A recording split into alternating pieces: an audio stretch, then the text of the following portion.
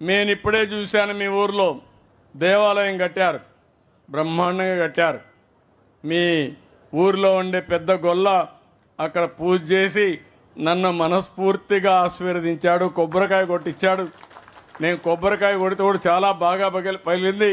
అంటే మీ మనసు చాలా మంచిది కాబట్టి కొబ్బరికాయ కూడా చాలా పక్కాగా శుభాన్ని సూచిస్తూ పగిలే పరిస్థితి వచ్చింది. ఆయన ఆశీస్సులు తీసుకొని నేను ఇక్కడికి వచ్చాను. దేవుడు ఆశీస్సులు తీసుకొని దేవాలయం బ్రహ్మాండంగా కట్టారు. ఎట్లా కట్టారంటే మీ దగ్గర డబ్బులు వేసుకున్నారు, దాతల దగ్గర డబ్బులు తీసుకున్నారు. దేవాలయాన్ని మాత్రం, దేవుణ్ణి మాత్రం బ్రహ్మాండంగా చూసుకొని ఎమ్మెల్యే డబ్బులు కూడా కొంత ఇచ్చాడు, సహకరించాడు. అందరూ కలిసి బ్రహ్మాండమైన దేవాలయం కట్టారు. దేవాలయం అయింది, ప్రజలే దేవుళ్ళు. మీ దేవాలయాన్ని కూడా, మీ ఇల్లును కూడా బాగు చేసే బాధ్యత మాదని మీ అందరికీ విజ్ఞప్తి చేస్తున్నా.